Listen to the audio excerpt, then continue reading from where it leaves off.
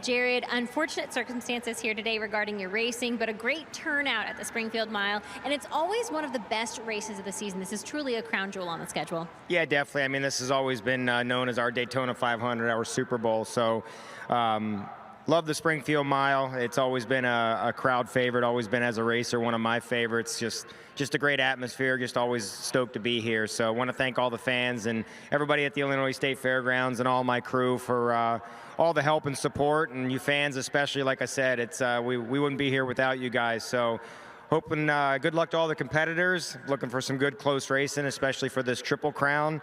I thought it was pretty exciting at the first one we did at the Lima half mile. So anyway, like I said, have a good time, guys, and once again, thank you for everything. I really appreciate it. Thank you, Jared. Up next, the official charity of Progressive American Flat Track is called Back on Track. They're raffling off a brand new Arai helmet today. And here to talk more about that and more about the charity is Jackie Mitchell. Looks like Tim Essison and Ronnie Jones are headed that way. And they've also got a special check being presented today from Unsettled Racing. Here's Kristen. We've got a lot going on down here, but three of my favorite men in the paddock, Tim Estenson, Jackie Mitchell, and Ronnie Jones. You hold this because you're going to present this to the charity. All right, so first of all, before we get into any check presenting, tell me about Back on Track, the official charity of the American Flat Track Series. Kristen, we are a charity that was formed by racers for racers. We work hard to be able to support professional motorcycle racers and amateurs. This year, as an example, it's been an expensive year. I believe Tommy Duna, our finance treasurer, has written now about $125,000 in benevolence. So what we do and what obviously the Settle family is doing, what you fans do for us in the stands, buying raffle tickets, we have a booth set up behind, everything goes to injured racers. And so, Kristen, that's kind of in a nutshell what we do. How can people at home donate to Back on Track, and how can they help here today at the racetrack? Great question.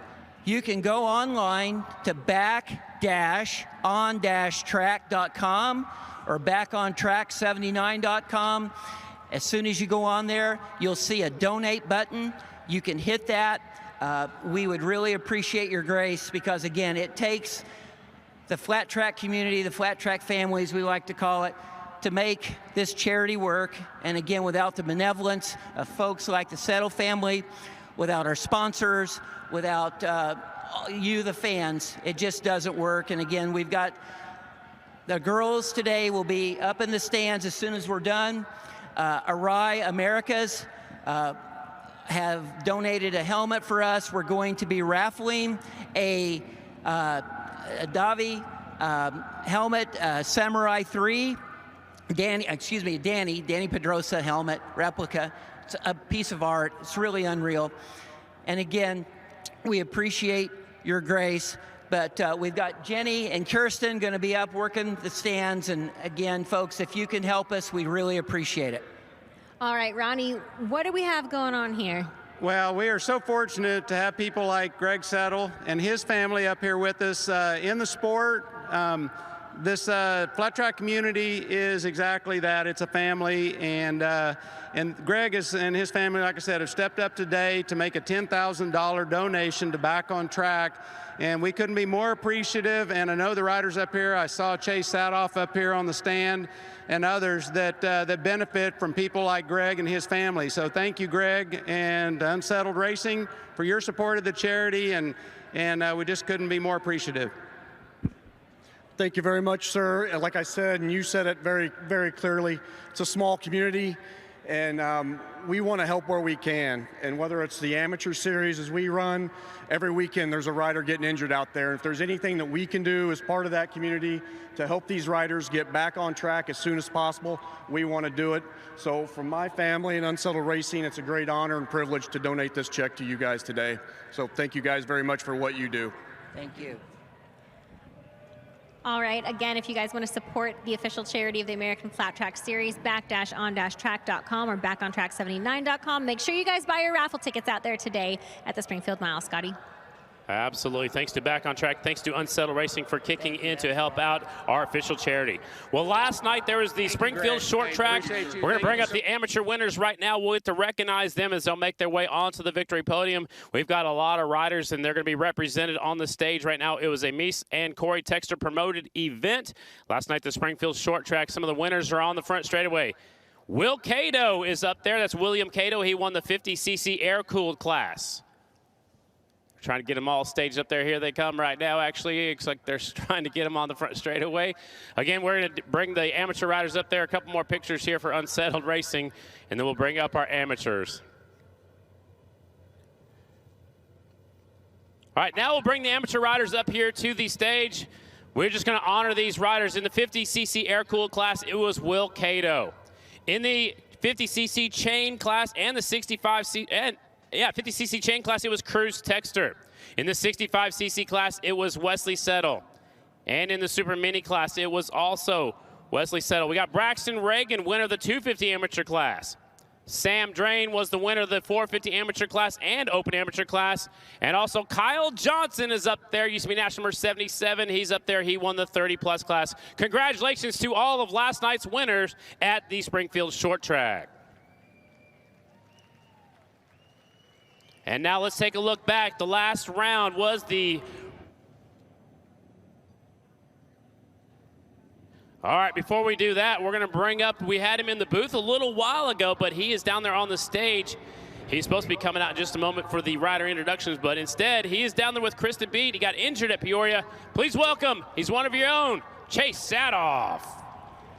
From the great state of Illinois, representing out here, Chase. I know unfortunate circumstances. Kind of take us through what the past week has been like for you and what it's like to now be being able to see all of your fans here today.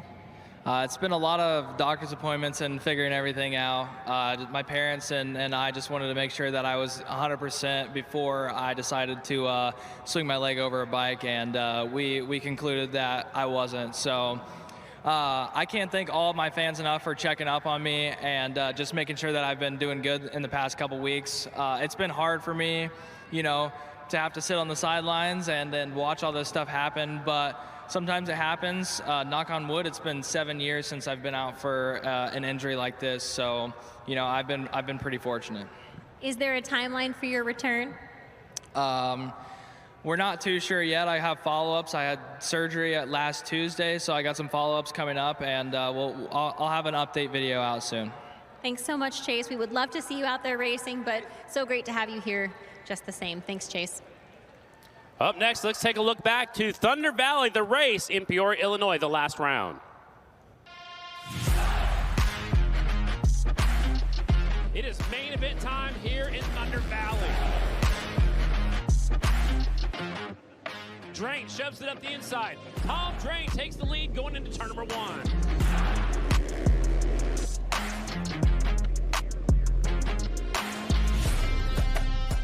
Coming for his very first win at the Peoria TT, Tom Drain picks up the victory. Out here in Thunder Valley, the Peoria TT. Briar Bauman's got the right spot. He takes the lead over the jump.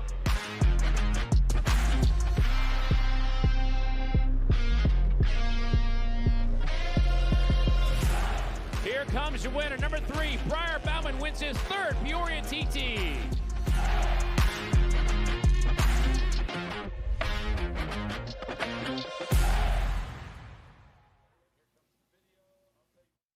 Two-time Springfield Mile winner from Oxford, Pennsylvania, from Mattoon, Illinois. 5 wins on the season, looking for his first ever Springfield Mile win here today. Riding for Essence and Racing, Yamaha. And up, our attention back to our podium. Here for today's invocation, please welcome Stan Walkman Chung. May we first have a moment of silence for Matt George, who was recently killed in an accident. May we keep his family and loved ones in prayer, please.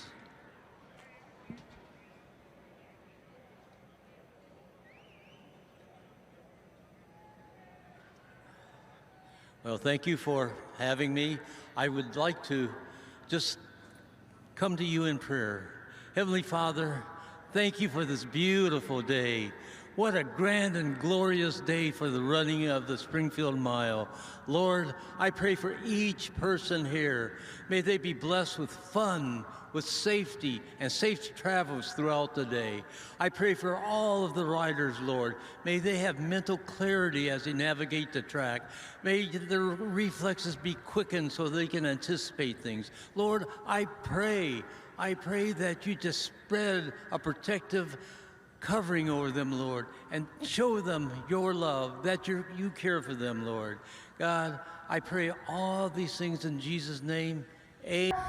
Through the perilous fight, o'er the ramparts we watched, were so gallantly streaming, and the rocket's red glare, the bombs bursting in air, gave proof through the night that our flag was still there. Oh, say does that star-spangled banner yet wave o'er the land of the free and the home of the brave. Thank you very much. That was Brittany Gerber. She's been singing the national anthem here since she was a little girl. It's always good to see her out here at Springfield. That is it for opening ceremonies. It's time to go racing. We have 3 main events in both of our classes. We saw Kristen beat. I'm Scotty Dubler, and joining me in the booth, please welcome your 2017 AFT Singles Champion, Colby Carlisle. Colby, it's time to go racing. Absolutely. We have 3 main events coming up for each class. Scotty, a different format. This is the 3rd time we've seen it this year, and each time it gets better and better. Yeah, each main event, the first main events will be 10 laps apiece, so it's more like a heat race. They'll go back to the pit area, they'll come back out. The second main event will be 15 laps, and then they'll go back and come back out for that final race. The 3rd race of the day for each class will be 20 laps, 20 miles, and it's a lot of wear and tear on these motorcycles and these riders. And not only that, Scotty, the points double for the second one and triple for the third one. First time, if you win this first main event, that's 23 points. If you win the second one, 46. If you win the third one, it is 69 points. So the stakes go up each time these guys hit the track for a main event. And we saw Chase Saathoff, who is obviously not racing with us today, but he was in 4th going into the final race up there at the Sturgis short track, and he pulled out the win, which gave him enough points to get the overall. So that 3rd race is ultra important. It is so important. You can, if you have a bad main event one, you can still salvage the overall, but so important to get that last main event locked in. We have 3 main events in both classes. They're pulling up to staging right now. Up first will be our AFT singles class presented by Kicker. Kicker Performance Audio has a booth out front. Stop by and see Mad Dog, see what kind of cool stuff they got going on for your boats, for your side-by-sides, for your cars. Man, you can put some in your house, on your back porch. I just put some new ones in my car, actually. That's what I heard pull up this morning. Yeah, no, not that car. They're pulling up to the line right now. That man is trying to be the first ever non-American rider to win a championship in Progressive American Flat Track. He's got a pretty healthy lead right now. He does. Unfortunately, we did see Chase Saathoff go out at Peoria, who is the tightest title contender for the battle. Now Trevor Bruner's the only one mathematically possible to do it, but Tom Drain, we saw how fast he was earlier on in the day today. It didn't look like he had any troubles going to the back, about 9 riders back, and make his way back up to the front, so he had it dialed in. Within a lap at most, too. Yeah, so again, if he's got, Kristen's trying to get cooled off. I think that's for Tom, Kristen. It is a beautiful day out there, though. The temperature is perfect there. The sun is out, so it's drying out the track just a little bit, but other than that, it is beautiful. You guys would send it down to me when I was trying to get a little fresh air. I see how it works. I wanted to make sure, first of all, the fan worked. You know, I had to test it out for Tom, but it is a little warmer down here than it was earlier in the day. The riders were really appreciating that cloud coverage, but with the clouds moving out, the heats are increasing, and that could make things difficult for the riders who had their bikes set up for those earlier practice sessions when the track was a little cooler. It's definitely not as warm as it was in Thunder Valley. That's good. It was No, hot. it's definitely not Thunder Valley, but just out there talking to Jennifer for a few minutes, me and you started to get warm. Yeah, it was very warm out there. So the teams are lined up. We have main event number 1. So we have 17 riders. Bronson Pierce will be using that provisional start. He will start the tail of the field. We also have Davis Fisher in that Super Twins class using the provisional. So we'll have 17 riders in all 3 of our AFT main events in both classes. So they're staged up and ready to go. As soon as we get the okay from American Flat Track, they'll send them out. I believe they're going to get a lap to check it out since we did some track maintenance. And there's the 63 right there, the Jet. Jared Lowe's been qualifying really well all season, actually, but you know, had a top qualifying spot just a few weeks ago. He's up there on the front row again. Or he's actually in row number 2 in this one. Yeah, and he can work his way up throughout the main events. Where you finish in it will be your starting spot for the next one. So, Kristen, what do you got for us? And just a note, Cage Tadman and Chad Close, saved by the bell, rolling up here a few moments late. McGrath is trying to talk to Chad Coase right now. Both Coase and Tadman were P2 and P3 in earlier qualifying sessions. It would have been a shame if they would have missed their call time. It looks like they're going to get out on track without penalty, but they did roll up a little late. And at that, when those kind of things happen, Scotty and Colby, your heart's beating a little faster. Now their job is to settle themselves, get their heart rate down before the start of this first main event of the season. Very surprising. I thought they're trying to keep those bikes as cool as possible and trying to heat up those tires a little bit more, but for them to get there at the last second, their heartbeats have to be going. They're just so lucky that they got there in the nick of time to not be placed onto that penalty row all the way back. That would have been the 5th row they would have had to start on, losing that 2nd, 3rd starting spot in a 10-lap main event. Not a lot of time to get back to the point, especially when you're going up against Tom Drain. Well, I think that could have been avoided. Your starting lineup looks like this. We'll go through it real quick and get ready to go. 59, Tom Drain is on the pole. 228, Cage Tadman starting second. 49, Chad Coase, and then 21, Trevor Bruner. Row number 2, 75, Terrence Santero. 63, Jared Lowe. 83, Braden Fanders. 24, Hunter Bauer. Row 3, 100, Walker Porter. 55, Tyler Raggio. 23, Aiden Brown. 26, Aiden Roosevans. Row 4, 244, Ryder Reese. 46, Reese Potorf. 249, Skylar Sintel. Jess Reynolds on the 72. She's the only female racing with us today. And the 132, Bronson Pierce, using that provisional, will start at the tail of the field. Main event number 1, Mission Triple Challenge Race. 10 laps. You got to get it done. You got to get it done quick. It's going to be more like a heat race. This is it. This is the fastest 17 riders we have today. Daryl Brentlinger getting staged up back there on that 4th row, and then Bronson Pierce is going to be on the inside of that final row. So we got bikes on 5 different rows. Main event number 1.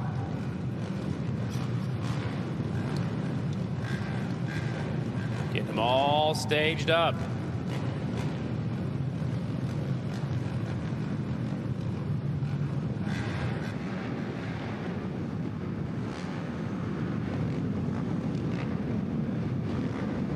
The 10-second board goes up. It's time to go racing in Springfield. AFT singles presented by Kicker. Main event number 1. 17 riders, 10 laps the distance. Drain, Tadman, Coase, Bruner on that front row. And they're off. Clutches are coming out. The first impressions bike in the middle, but they're all chasing the 59. Drain grabbing a hole shot. Yeah, Drain able to get a good start, but along with that, Jared Lowe from the 2nd row up into about 6th place now. He almost had it, but Trevor Bruner, the 21, slotting into 2nd right now, and that's going to be Tadman up the inside of Bruner. They're going to be side by side down the back straightaway. Getting them all figured out. Here comes 83 Fanders. He sneaks a peek up the inside. They're all chasing the 59. It is Drain out front. Bruner in 2nd. One rider slips a little bit wide. Now he's getting back in line. Here they come. Here comes Walker Porter down the front straightaway. We'll let you listen to him the first time. Bye. 17 bikes wide open on the Springfield mile. They're all chasing the 59 of Tom Drain. And none of these guys have really had the opportunity to battle with Tom Drain yet. As soon as he's gotten to the lead earlier on in qualifying, he's surrendered the position and went back to the back. So what is Trevor Bruner and the rest of the field going to be able to do with it? Along with that, Chad Coase and Cage Tadman earlier in the session were riding by themselves. Now they're in a full pack. Tadman and Coase up there 4th and 5th on the first impressions. Actually, look who's in 3rd. Hunter Bauer from Canada's in that 3rd spot. Yeah, Bauer, we had a good result earlier in Du Quoin. He's working really well on these miles with that Yamaha. That's what Tom Drain is on, but it's going to be Bruner on the Honda taking over the point into 1. We've got a new leader for the first time. It is the 21 of Trevor Bruner. Drain slides back into 2nd. Then you got Coase. Now Fanders on the 83, so slide the 24 back to 5th. Yeah, these guys are going to need more than just Bruner Bruner to get by Drain, as Drain's going to take the pass back to the lead going into the turn 3.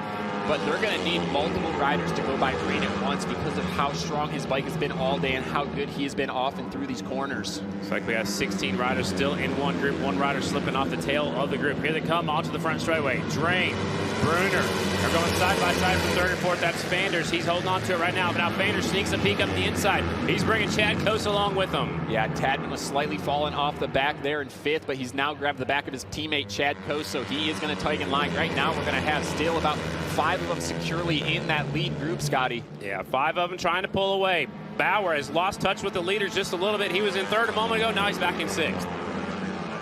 Just like that here on the miles, it takes no time at all, just slipping up a little bit, but Tom Drain's still at the point. The only one that's been able to pass him is the 21 of Bruner, but Fanders coming off of his first ever podium at the Sturgis TT as Chad Coase pulls to the inside. Chad Coase got the draft, but couldn't able to make the pass going into 1. Now Fanders trying to make the pass to the inside of 21. The 21 using some body English out there on that Turner Honda. That is Trevor Bruner. Yeah, and even though Fanders is a 2-digit, he has less experience on the mile than the rest of these guys. Along with that is Cage Tadman. So these kids are learning quickly at how to do it.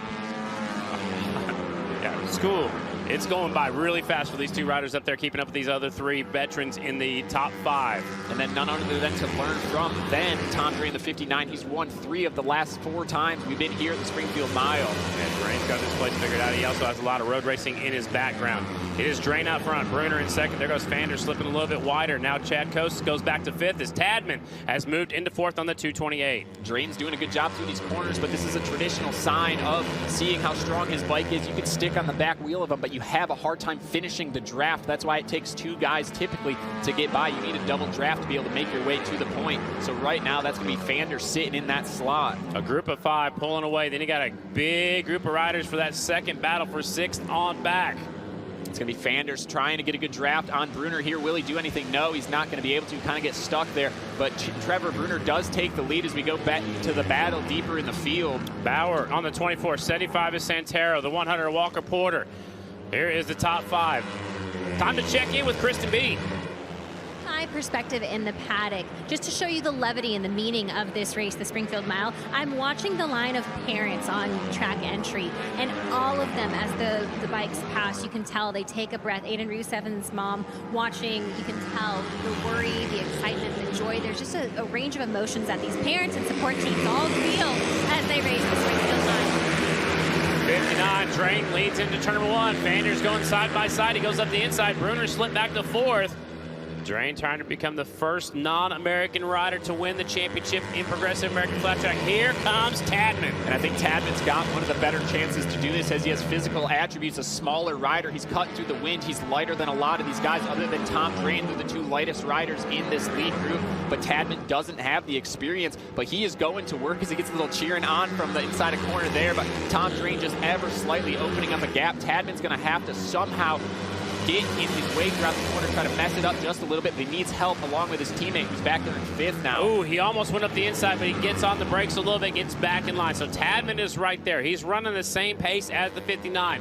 Right now, the fastest lap of this one's been Trevor Bruner, but he's stuck back there in 3rd. Yeah, and here Tadman go. He's got a good run at it, but he's not going to be able to finish the draft. You actually see Tom Drain's bike pulling away, which is very unusual here, but he's going to have Trevor Bruner run along the outside.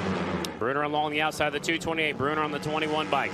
They're still chasing the 59. Now the 59's got a little breather room. They'll close that gap up right now. Here's the white flag. Main event number 1. 1 mile to go. Let's see what Tadman's going to be able to do here going into 1. They're going to have to work together to try to get by Drain into 3 potentially. He's got Bruner there with him. His teammates back there in 4th. Has Chad Coase been saving something? We haven't seen him go to the point yet, so it's going to be Tadman in 2nd, right behind Tom Drain.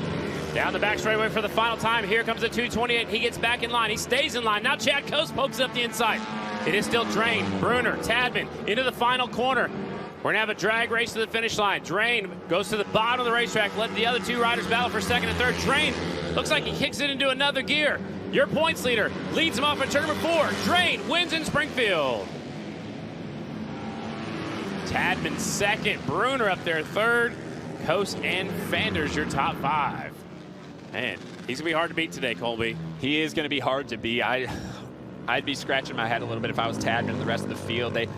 They were able to get by him a few times, but just as soon as they get by him, Tom knows he can just immediately go back by down the next straightaway into the next corner. So they're going to have to go back to the teams, and maybe these riders are going to have to talk together to come up with some sort of a plan to mess up Tom Drain's race. I don't know that can happen. You got to get him. They got to somehow get him shuffled back. But we've seen multiple times in qualifying, he can go from 9th back to 1st within a lap and a half. I think Bruner needs a little bit of help. He had the fastest lap of the race with a 3:6.246, but just didn't have anybody to get there and draft with them to get by that 59 bike. Well, that was already first main events in the books. That was a good one. It was over so fast. Bet it didn't go fast enough for Tom Drain. No, I bet it was a long race for him. Again, triple challenge. That was their first main event. When they come back out, the next time will be for double points. Then the next time they come out after that will be for triple points. We'll add up the points at the end of the night, and that's how we'll determine the overall winner. Speaking of winners, the Revit Leathers, the Arai helmet coming off right there. There is Tom Drain taking the win. He's with Kristen. Tom, it's hard to gain a distance lead on the rest of the field at the Springfield Mile, yet you did it. Yeah, for sure. It's definitely tough out there. Everyone else has got pretty good bikes this year too, so we just got to keep chipping at it. The whole Essence and Racing team's gave me a great bike, so hopefully we can just keep doing what we're doing now. Just keep doing what he's doing is what his plan is. So he wins main event number 1. Again, single points up in that first one. Next time will be double. Mission Super Twins rolling onto the racetrack for their first main event. On the pole, he's from Alton, Illinois. The 123, Jeffrey Carver Jr. Starting second, 48, Trent Lowe. 19, James Ott, and the 32 of Dallas Daniels, second in points. He's from Mattoon, Illinois. 44 is Brandon Robinson. The 1 is Jared Meese. 70 is Declan Bender. The 92 is Brandon Price. The third row, 79, Dalton Gauthier. 911, Henry Wiles. 34 is Cameron Smith. 62 is Dan Brownlee. The fourth row, the 3 of Briar Bauman coming from that last chance qualifier. 18, Maxwell. 54 is Michael Enderbitson. And the 160, Nick Armstrong. And the 67, using that provisional, that is Davis Fisher. Those are the riders in main event number 1 for your Mission Super Twins class. Pole setter Carver looks like he's taking the inside. The only time we've seen Carver racing in the Super Twins class this year, really making a special journey of it out here at Springfield Mile, and he is one of the few guys that have won here before. As we get a look back, this is Springfield Mile 1 with Carver winning just a few years ago. 2018, Jeffrey Carver on the 20 bike battling with Meese, Fisher, and Kenny Coolbeth, but Jeffrey Carver was flying on that Indian. He's got that Carver's barbecue leathers on, the beautiful barbecue sauce colored, man. It was so much fun watching the 23, and after he got up front, he kind of checked out on the 23 bike. There's his dad, Jeff Sr. They're slow. What a cool moment to win the Springfield Mile, and everybody was pumped up about it. I think that was a crowd favorite. And then he shows up here, one race of the year, and fast qualifies dominantly earlier on, Scotty. On a Kawasaki. Your pole setter, Jeffrey Carver Jr. on the 123. Trent Lowe is fast all day on the 48 Honda. Also the 19 of James Ott on the Yamaha, and the 32 Dallas Daniels on the outside. So 2 Yamahas, a Honda, and a Kawasaki on the front row.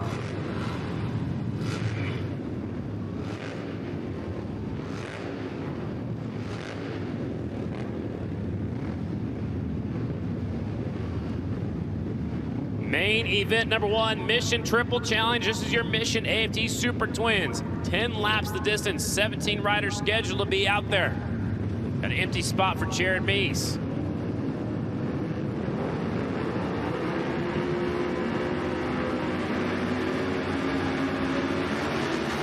Light finally turns. 48 started going a little bit too soon. Didn't cross the line. Dallas Daniels from the outside is going to leave in the first corner. Trent Lowe is there on the 48 Honda.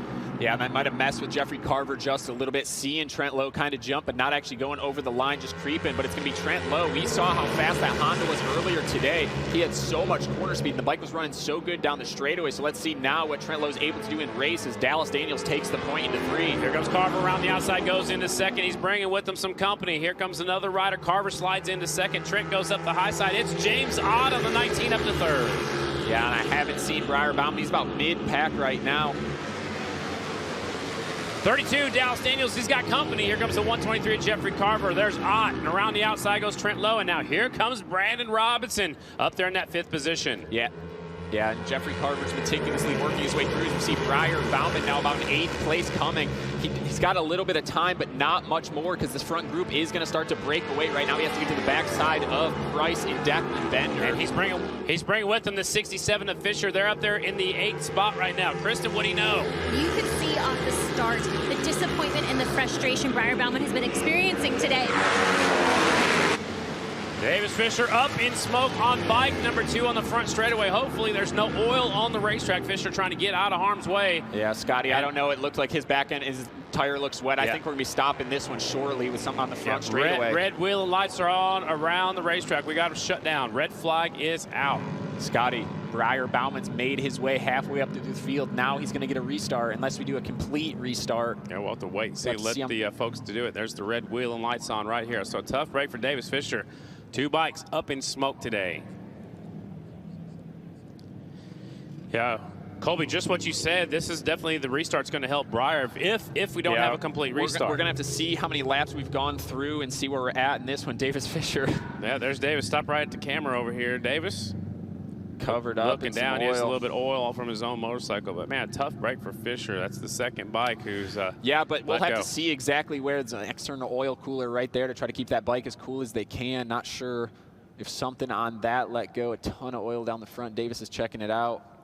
But, yeah, we'll have to see how many laps we've completed here and see if we are going to do a full restart. It's leaking oil all underneath the entire bike. So, again, that is his backup motorcycle. So he might be – oh, there's the hose off right there. Kristen, I heard you've got a question for Colby Carlisle. You know, we talk about the championship points battle that we're seeing right now, and when you look at Briar Bauman and the day he has experienced, I'm curious because of the clutch issues they had earlier in the day, could this second start benefit him, or could it hurt him?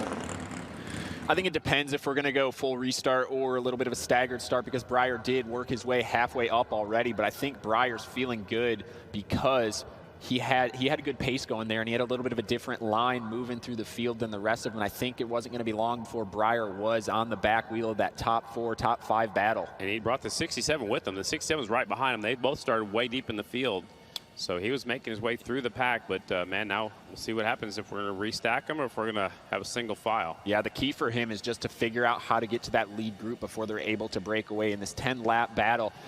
It doesn't really matter how long the race is because once they break away, to catch up by yourself is almost impossible. So he was right to the backside of those 2 Yamahas of Bender and Price, and those 2 would have been able to help drag him up to that lead group. Also, you're not allowed to work on the motorcycles during red flag conditions. So what you have is what you got. That's exactly right. Yeah, no. But it looks like at that time he did have something running good. And we are, I think, going to...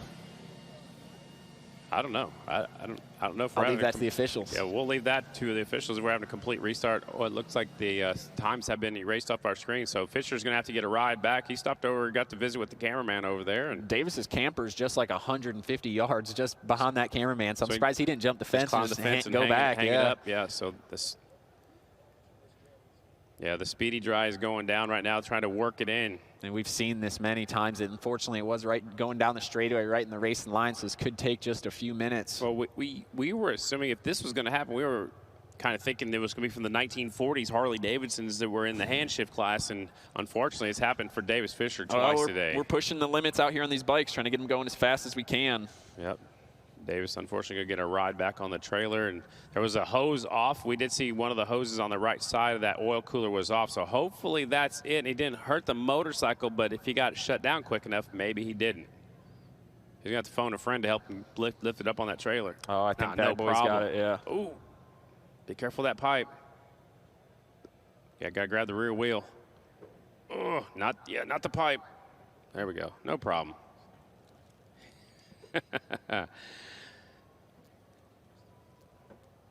Kristen is down there with our pole setter, Jeffrey Carver Jr. Jeffrey, second when the caution came out. Do you think maybe the time away from the sport and the perspective has helped your racing? Yeah, I think so. You know, watching Aiden and being on the outside watching, I see where me as a rider would make excuses instead of taking and finding the grit inside to make it happen. Or so there's little pieces I can see, and there's so much of a mental game out here. You see it back-to-back, week in a weekend with Briar and Dallas, and to me it's keeping your head on your shoulders and staying present. Your nickname is the Wizard. Will we see any magic out there? Every day. Every day, guys. That is a fact. He is stating facts right there. Jeffrey Carver Jr. is fast on a motorcycle. Look how long the trail of Speedy Dry is. This is going to take a moment to get cleaned up, but we have to get all that oil off the track because that will be slippery, slippery, slippery down there in that blue groove. And we just got word from the best side of the truck. Complete restart. It's going to be tough. It's not great for Briar Bauman right there. He's going to have to do it again. He had, honestly, though, it could benefit him because he did get up to 8th, but coming from that 3rd row, he could have an even better jump this time and get up there again quicker. 4th row. 4th row, excuse me. Exactly. He is way back there. Coming from that last chance qualifier, it's hard to get up there, but he had passed half the field already. Again, we only had 16 bikes out there. Meese, if you just got here, Jared Meese was actually in practice and qualifying, had transmission issues on that Kawasaki that he was riding. And so Jared Meese, yeah, here's the street sweeper trying to clean up some of the Speedy Dry. I think that's a good move. Maybe a little less stuff. Anyway, so Meese, there was a spot left open for him because he was supposed to be on that 2nd row, but he is done for the day. Henry Wiles not even taking his helmet off. He's got the duct tape on there. And for more on Henry Wiles, Kristen Beat, what do you know? I wanted to point out what I'm seeing. Henry Wiles actually duct taped his helmet. There's a reason why he's not taking it off right now. Henry, can you explain why you did that? I'm guessing it's to keep the dirt out. Well, I'm a little far behind, so there's a lot of dust kicking up where I'm at, and just to keep the dust from getting up underneath my helmet and into my eyes. And guys, that's something that I talked with Dallas Daniels about earlier in the day. Henry, if you don't mind, I'm going to pull this down really quick. 1 tear-off left for Henry Wiles. These guys are ripping through tear-offs on this Springfield mile track because the roost is so heightened in comparison to previous years. Figuring out where to pull the tear-off, when to take a breath, figuring out how many tear-offs you need for a main event. Those are all strategy points that will play into the racing here today. It's kind of easier to take a tear-off off here than on maybe the Peoria track. I mean, Peoria got a long front straightaway, but some of the other tracks, you don't even have hardly time to take your hand off. Here, you got plenty of time on these straightaways, but you also want to stay down and tucked in as low as you can. Yeah, and here if you run out of tear-offs, it's really no big deal because it's such a fine dust particle. You can just swipe it off with your hand, and once you get rid of that last tear-off, your shield's really good for getting it totally clean, especially with this Springfield dirt. We saw it on Henry's chest there, how loose and just light and small it is, but that is a problem. It will get up underneath your helmet and get in your eyes. It's such a fine dust particle with so many main events today. Yeah, complete restart. You can see Tommy Hayden over here, the team manager for the Estenson team. Nick Daniels over there. James Hart talking to Dallas, trying to keep him cool, calm, and relaxed. And he just needs to go out there and do what he can do and not worry about what the 3-bike's doing.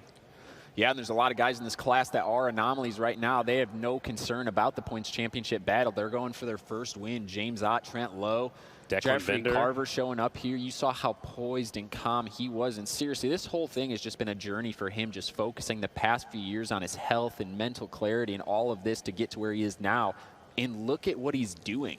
It's amazing. He's up there on that front row, and he will have a good shot at leading this one. And see what he can do in this first main event. It's only 10 laps. It is only 10 laps, but we saw how quick it went by, but it also felt so long for that first group, and especially now they all get to sit there and think about it. But when I saw Carver earlier on today in practice, man, my jaw was on the floor watching him go through corners 1 and 2. Kristen's still roaming around down there in pits. I heard you got a report on Briar's bike. I just checked in with Briar Bauman. I actually asked him about the start because I noticed him visibly take a hand off the handlebar and do one of these, and that's never a good thing, right? That's expressing frustration, and that's what he's been experiencing all day today. He said he is on the backup bike, so he's on the B bike. There's nothing wrong with the A bike. He could get back on the A bike if needed. He does still have a backup bike, but the B bike has a different clutch, so he's trying to adapt and get used to it on the fly here, which, guys, in a main event setting, in a main event scenario, it's not ideal. But when I spoke with Briar earlier in the day, I was so inspired by his confidence. He said, I just have to believe I'm the rider I know I am. And guys, if anyone can work their way from the back of the pack to the front, it is Briar Bauman. We saw him do it in Sturgis. So despite battling a huge amount of adversity today, I'm excited to see what Briar Bauman can offer in this first main event of the day in the Super Twins class. Agree 100%. You know, you got to get a start and just try to methodically pick your way up, and like he was in 8th on that first lap already. So if he can do that again and then just kind of pick them off one at a time after that. Yeah, and Springfield's definitely a place where you can get a huge start and pass the entire row in front of you pretty easily as long as you can get a good launch. But that is a different motorcycle and with a different clutch configuration. Now Breyer's got one start under his belt, so he's got used to it. But almost all these riders, you could take them back to their house, close their eyes, and they can tell you exactly how to start here at Springfield because it's almost always the exact same level of moisture in this dirt, and it's just such a consistent feel off this starting line. There's a tornado fan blowing on the 32 bike of Daniels, actually blowing on the rider, not on the motorcycle, but some of them have leaf blowers out there blowing on the radiators. Would you guys do that when you were racing? I did, yeah. When we had that red flag, Janish had an issue in 2022. I had to put a fan on my Harley Davidson. One of the riders down there in street clothes is with Kristen. A frustrating day, to say the least, Jared Vanderkoy. The miles, however, have not often been your friend. Genetically, it's tough. You're a bigger rider. You have a heavier bike. But what exactly, can you pinpoint what went south today for you and your team? Today was just lack of track time, really. I felt like we broke everything we had. Right now, we're combining motors to try to get something together for tomorrow. And unfortunate, honestly. It's didn't feel that bad. Just our times weren't there. Like we were struggling with a little bit of electronical stuff as far as the bike just kept wanting to slow down and saying it's too hot, and it wasn't the case. So I don't know. Just unfortunate issue. We went through 2 engines today, but yeah, we'll combine something and try to get something going for tomorrow. A big fashion statement here today. You painted your steel shoe purple. Jen actually told me that story. Just a way to honor and celebrate your soon-to-be baby daughter. You're going to be a good girl dad. Yeah, everyone says I'll be a good girl dad, but it's coming up quick, honestly. November's going to be here before we know it. Real excited for that chapter of our life. You know, Rye Helmets, they gave me the idea. They sent me a new helmet, and it has flowers, and they're purple and pink and all that. I'm like, well, I might as well match it with my my steel shoes. So it was something special I could do today. Unfortunately, we can't run it the rest of the day, but we'll be ready to go for tomorrow. The purple steel shoe, I'll be looking forward to seeing it out on track. Jared, thanks so much. Yeah, it's got to be a bummer to have to watch the main event, but going through 2 motors, they got to do what they can. That Fast Track Racing team, I'm sure they're over there thrashing, trying to get something ready for tomorrow. Yeah, and unfortunately they have had, not only him, but other teams have had that issue with bikes going into limp mode, thinking that the bike's too hot, when in reality it is not necessarily always that hot here today. We got a nice 75-degree day.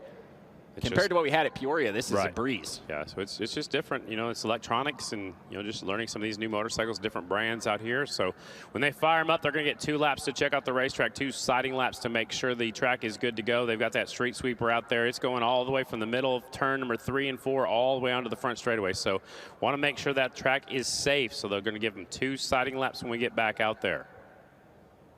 A lot of the riders underneath the umbrellas trying to stay out of the sun and you know, keep those riders, you know, cooled off as much as they can with those bikes too. Yeah, and touching back on that, so as soon as we pulled off in my red flag, we had a leaf blower on my motor as quick as we could. It was a little bit warmer that day here. The sun wasn't out, but that is an issue. We got to keep these bikes as cool as they can, and that is an issue that's been a problem for a few of these teams this year. And you're not allowed to work on the bikes. You got to keep those hands off of them, trying to keep those riders cool, give them some water, put some new tear-offs on. Looks like some of the riders are putting their helmets back on, so we're getting closer.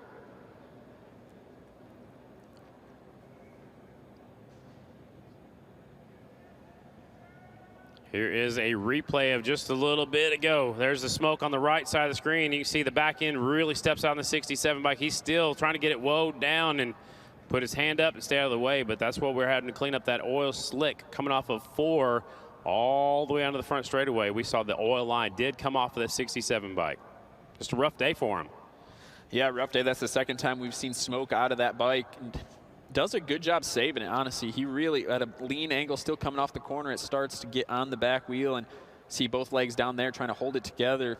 The good thing was he was up there wide, really wide, and everybody else, you know, saw that and got down low as they could as quickly as possible. Such a scary feeling if you're following in line drafting behind and you see a puff of smoke like that. I had that happen here in 2023, and it was scary. Well, you just don't want to follow that guy.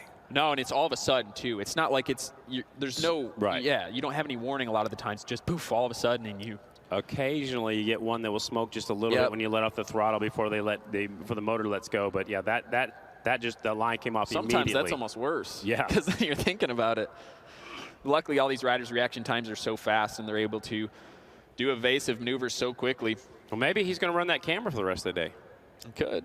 I thought he was going to jump back over and go back to his camper. All right. Looks like some of the riders putting their helmets back on. Complete restart. So what you see, just forget that even happened unless you're the 3 bike and you try to replicate that. Or do better. Yeah, exactly.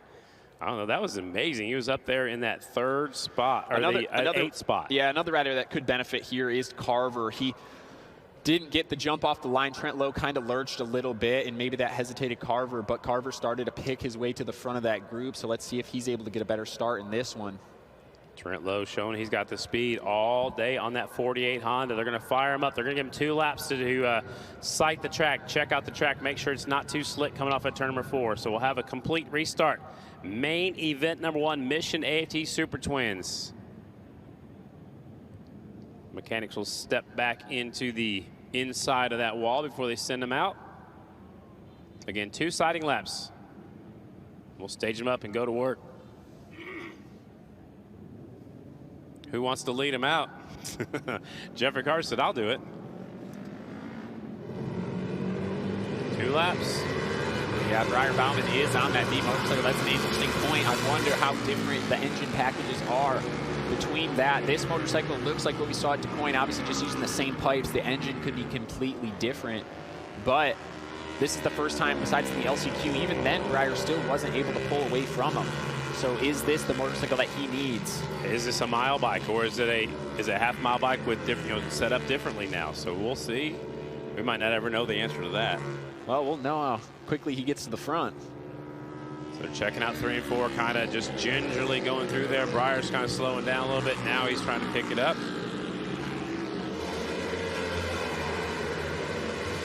I'd want to see how slippery it is over there. Yeah, he's not up to full speed, just kind of tenderly getting through there. Maybe trying to salvage what he has. This is only our first main event too. We have 3 of these. Yeah, I'm really trying to figure out what's going on exactly. Not sure if he just thought it might be 1 lap, but again, does have to save the bike. And this is the first time he's hopped on this motorcycle today. That just shows what kind of rider he is to be able to hop on a brand new motorcycle. And here at Springfield, luckily, you've got a pretty good baseline, but let's see what Briar's able to do this time on the restart. Looks like the track is good to go. We're going to line them up and do it again. Take the 67 out of the equation. The 1 bike is already out of the equation too. That had transmission issues in practice and qualifying. We got 15 bikes out there. First main event of the day for the Mission Super Twins.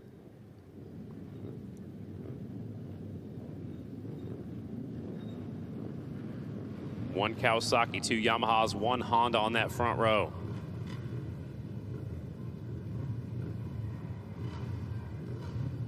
I like the bright green Racing Unlimited Kawasaki 79 Dalton goatee, the old Kawasaki colors.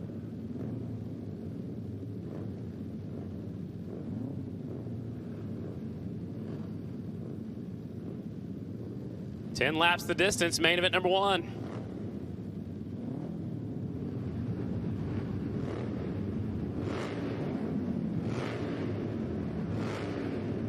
Point towards the front. Main event number 1, Mission AFT Super Twins. Mission Triple Challenge, 10 laps the distance. 15 bikes. Light is green, clutches are coming out. Carver on the inside. Dallas Daniels from the outside. Here comes a couple bikes from the back row trying to get to the front in a hurry.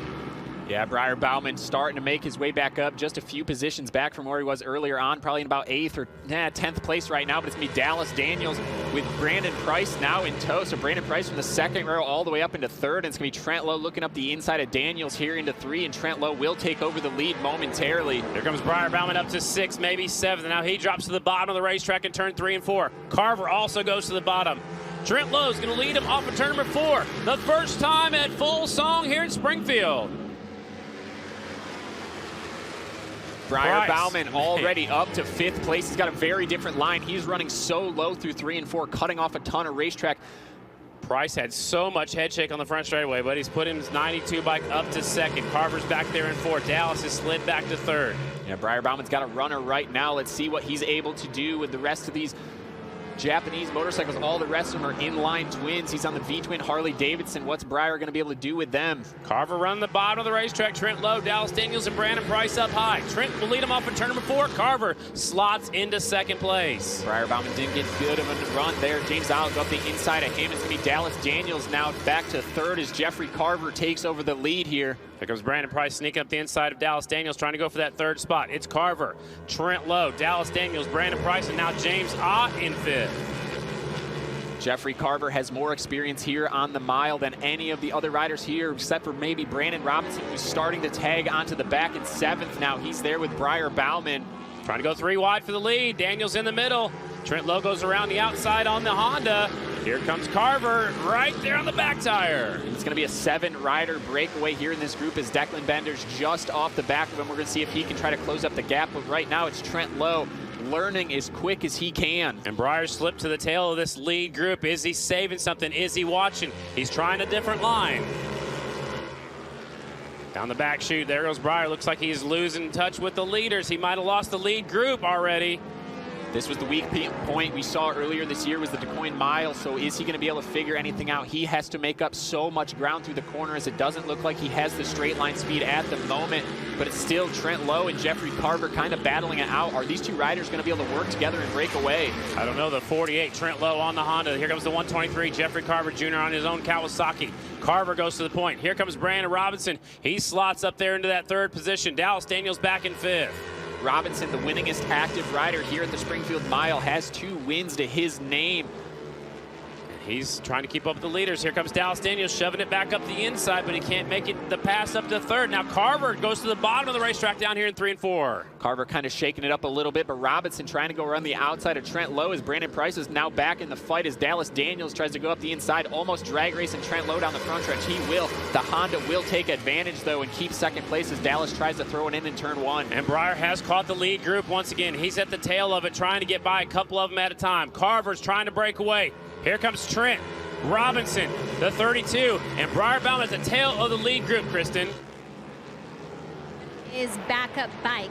His A bike is fine, but they opted to go with that B bike. It does have a different clutch setup, so he's trying to adapt to that as best as he can. Also, something to note, I noticed coming off of turn 4 onto the straightaway, he was suffering with some head shake.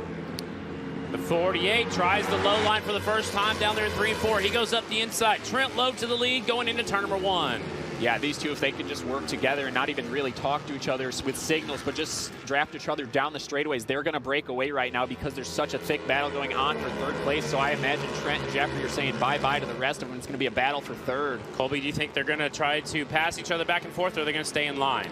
It looks like Jeffrey stayed in line there. Not sure if that was by choice or if the Honda was that strong, but James Ott's actually bringing him back to the front. I thought those two were going to be broken away, but it's going to be Yamaha, the G&G Racing, pulling back to the backside of Jeffrey Carver as Trent Lowe tries to break away by himself. I thought the top 2 were going to break away. Ott shoves it up the inside. Ott trying to go for 2nd. He gets back in line behind the 23. It's Trent Lowe on the 48. Jeffrey Carver 123. James Ott. Dallas Daniels in 4th. The points leader is back in 7th. The Breyer Bauman. Yeah, Jeffrey Carver's going to pull out this time by, but it's going to be James Ott actually going to the point with an amazing run off of turn 2 there. James Ott first time leading here at the Springfield Mile. We really saw a breakout ride for him at DeCoin Mile, having a shot at that win, but Brandon Robinson committing to that high line. But it's going to be James Ott, the G&G Racing bike, coming over the stripe this time. Is Jeffrey Carver going to be able to do anything to the line? No. Ott leads this lap. Remember, this is a 10-lap race. That means we got 2 laps to go in main event number 1. Here comes Trent Lowe. Now Carver slots back into 3rd. It is the G&G Yamaha out in front. We got the big red Honda in 2nd. Jeffrey Carver on the Kawasaki in 3rd. Jeffrey Carver will take a run at the outside there. He's going to kind of sit back as the laps are winding down. Trent Lowe does take over the lead momentarily from James Ott, but back a little bit deeper in the field. We got Dallas Daniels in the same bunch with Breyer Bauman, but this time Trent Lowe is going to bring us to the white flag. Ott slides up the inside. He leads at the stripe. Lowe goes to 2nd at the line. Here comes Carver. Ott puts his foot up. Something happened right there. Picked his foot up, put it right back down. Trent Lowe's going to lead him off in turn number 2. That might play out into the 19's hand as they take him down the back straightaway for the final time. Yeah, just a small bubble there going through the corner, but he knows he can draft him to the line, but he's going to try to lead, but Jeffrey Carver's going to take the shot now. Now James Ott doesn't know if he can hold him to the line. Let's see what's going to happen. Here comes the 32 of Dallas Daniels up to that 4th position. James Ott's going to lead him off the final corner. Trent Lowe looks around the outside. Ott gets down as small as he can. Here they come to the line. Main event number 1, the Triple Challenge. James Ott taking the win. Trent Lowe 2nd, Carver 3rd. James Ott was the rider that was able to close the gap there and come from that 2nd group, be able to catch up to Trent Lowe and Jeffrey Carver. Carver, I don't think he had it quite figured out as Briar Bauman. 7th. Getting up to 7th there. He was doing some hand motions, maybe wishing someone a good job. Or saying meet you later. I think it was more than meet you later. All but right. that moves him up. Got new finishers up near the front. Here it is. James Ott taking the win by 1.31 seconds over Trent Lowe. Jeffrey Carver is 3rd. Dallas Daniels 4th. Brandon Price is 5th. The pair of Harley Davidson 6th and 7th with Robinson, Briar Bauman, Declan Bender 8th, Dalton Gauthier 9th, and Henry Wiles your top 10. That was just the first one. That was a good one. James Ott had the speed to be able to run them down. Both me and you thought they were going to run away with it there for a second. They had one clear gap, and they had about 5 bike lengths back to 3rd. James trying to figure out which way to go. Looks like he may have turned the motorcycle off as he's trying to find Kristen Beat. And remember, he had an issue earlier on in the day, Scotty. Yeah, this is backup bike, isn't it? That or just some kind of smoke was coming out of the first one, but. So the championship leader way back a long ways. Let's take a look at some of the highlights of main event number 1. Trent Lowe from the inside, Dallas Daniels from the outside. This is the start. Daniels had the start he needed. He did, and Trent Lowe got in 2nd there and immediately took the fight to him and went to the lead as Jeffrey Carver kind of went around the low line. Things started to develop. Riders were going all over the racetrack, but it's going to be James Ott who closed the gap to the lead. Yeah, the 2 riders broke away with the 48 and the 123, but the 19 led him off the final corner and takes main event win number 1 in the Mission Triple Challenge. And he picks up $2,500 also from Mission Foods. So he's trying to put his hat on and make his way over to Kristen. There he is. Kristen is with our winner. James Ott on the backup bike after blowing up the other bike earlier in the day. James, how good does it feel to be able to get the win here on your backup bike?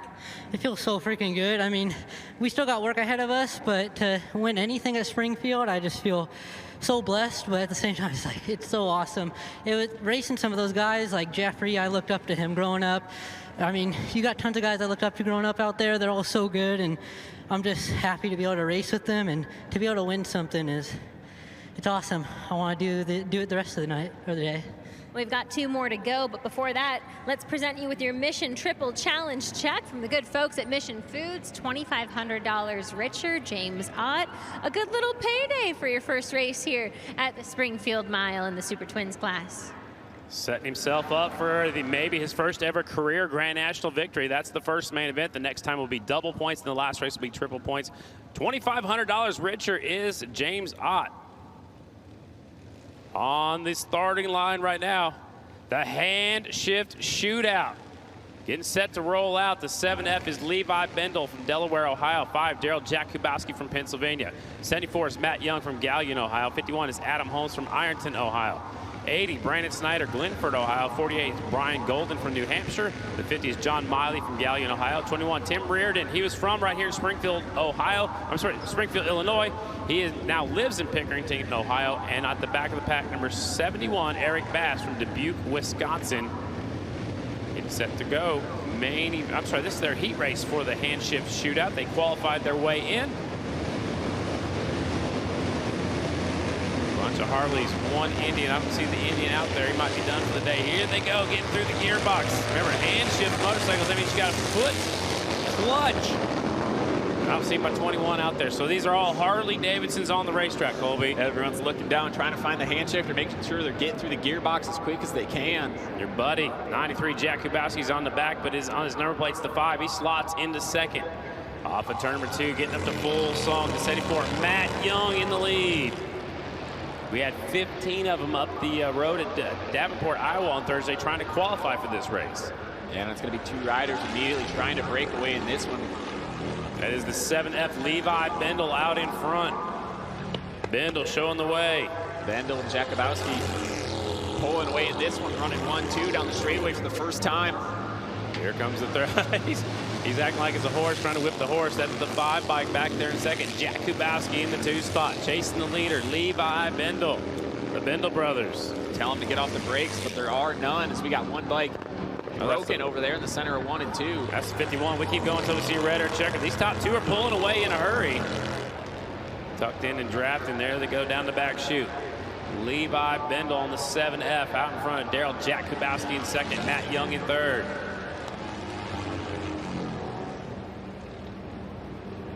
The big Jakubowski in the 2 spot wants to win here at Springfield. On to the front straightaway. This is a heat race for the Handshift Shootout Invitational class. Levi Bendel starting to open up that lead. Bendel brothers on the racetrack. His brother is Seth Bendel. He's back there in 4th on the 2F. They give Levi the good one today? They ride for different people, so I don't know, maybe. He's railing. A little bit throatier sound. Bendel out front. That's Levi, your leader. The 5, Daryl Jakubowski, the big Jakubowski in second. Young in third. Seth Bendel in 4th. Golden in 5th.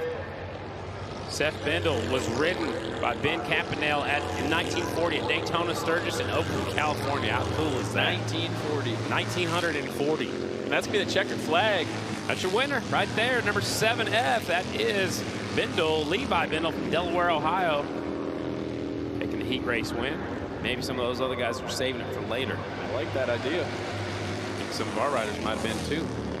That bike's been saving since 1940 to come here and win Springfield Mile. That's Levi's, but Seth raced in Daytona, Sturgis, and Oakland, California by Ben Campanale in 1940. Isn't that crazy? There's the Bendel brothers, the 7F and the 2F, looking over there, checking out the swap meet over there. They're looking for parts and tune them up. Trying to find some hot parts to put in before the main comes up. Got a little vintage collection of motorcycles outside turn number 1 where we're at. There's also a little bit of vintage motorcycles on display in the infield, little swap meet. That was your Handshift Shootout. That one was quick. They'll come out a little bit later on for their main event. That was just their heat race. What are you checking out over here? Just seeing when we got the next main event coming up. We have 2 more main events in both of our AFT classes, plus 1 more main event in the Handshift Shootout class. We're going to be back on track in not much time schedule-wise for the AFT singles class, Scotty. This is a quick day. Depends on how much track prep they have to do. That's going to be a long walk right there for the 51. Yeah, Handshift foot walking motorcycles. So Adam Holmes unfortunately had some mechanical issues. He raced his way in by doing good at Davenport, Iowa.